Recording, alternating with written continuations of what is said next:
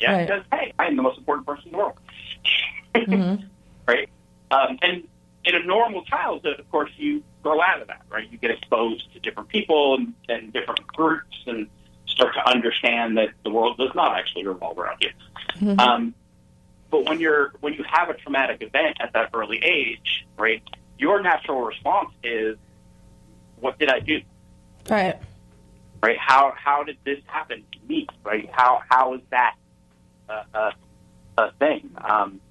And so I had to really kind of understand that it didn't happen to me. Like, that was the wrong way of looking at it, right?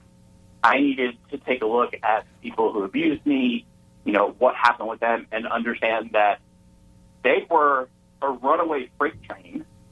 They were going to run into somebody. I just happened to be there, right?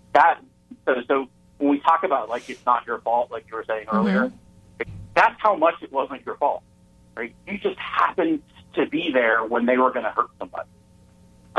And being able to learn that and understand that and take that to heart is difficult because it challenges every worldview most people have, right? That, all of the things we talk about, good things happen to good people and karma and all that stuff is like, yeah, that all goes out the window when you become a victim of a crime because you were just there.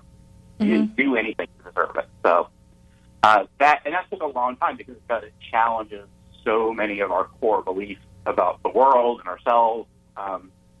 Took a really long time to accept that, but I think once I did, it really freed up sort of being able to heal and being able to help other people because now it isn't about me, right? It's it was not. You were about just there by chance, unfortunate chance, but it's so like, trauma affects everyone differently, and it definitely has an effect. David Moss on Facebook Live, he says, I deal with PTSD and have had to learn how to just walk away or change my viewpoint on stress to be cognizant of those switches in my head. Granted, it's from Iraq, but PTSD is PTSD. No, he's absolutely right. That was the other skill I had to learn. When I get stressed, don't dissociate. That's not safe. Right, to actually face fear. It's better to face danger than live in fear. So, I mean... Yeah. Because it'll get rid of the fear. So David's got a very similar, two completely different circumstances, but a very similar sort of, this is not the way to deal with stress, right? I can't just dissociate, get in the car and run away and forget who I am, right? I've got to find healthy ways to get rid of that. And those are the things that my therapist helped me with, and I love her for it. Right. So there are some good therapists out there, right? There, absolutely. Yeah. And be able to associate and give coping skills and trying to learn how to reprogram the brain, because fear is the hardest thing for our brain to diminish. But hope's the only thing greater than fear. To be mindful and to understand that we're no longer living in that dangerous situation and that there's things we can do. And then not only that, I commend you. You took the extra step forward and said, I've been through this and I want to help others learn that they don't have to suffer in silence for years. Yeah, and that is, part of that is just wanting to do something to help. Part of it is I've always been a teacher. I have, even professionally, I used to do software training and travel around the world teaching people how to use software.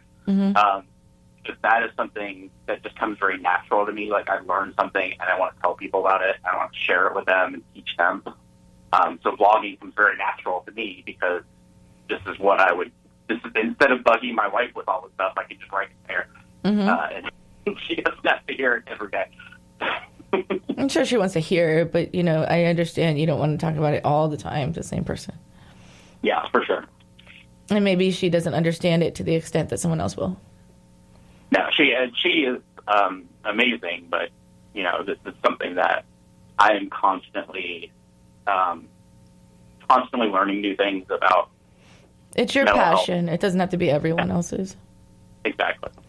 And it's good, but it's also good to have, like I was talking before, about boundaries around that, right? So I do not spend every day of my life reading child abuse stories and mental health stories because I would just be miserable. Me too.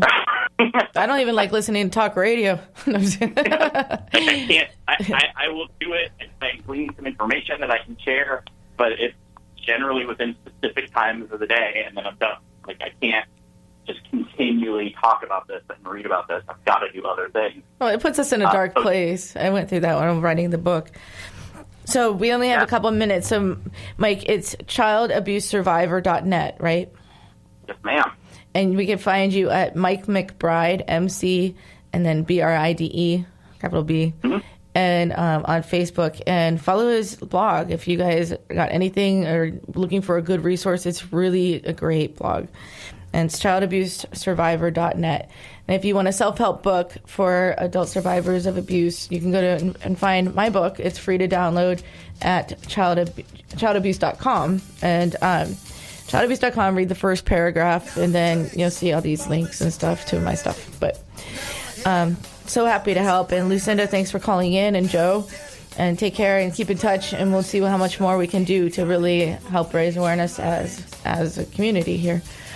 And Mike, thank you for everything you do for Moments of Clarity and for what you do for everyone, and best to you. And this is going to be the start of a great new year, 2020. Thanks, Ed, for everything, and for all you guys. Appreciate the support. And we're back with Moments of Clarity every Thursday and Friday from 12 to 1. Facebook Live at Tiffany Warner or 106.1 FM, 1340 AM locally. And thanks, everyone. And please be kind to yourself, and especially a stranger. You never know what they're going through. Have a great weekend. To yourself, be kind. It will please your mind. Hope is follow.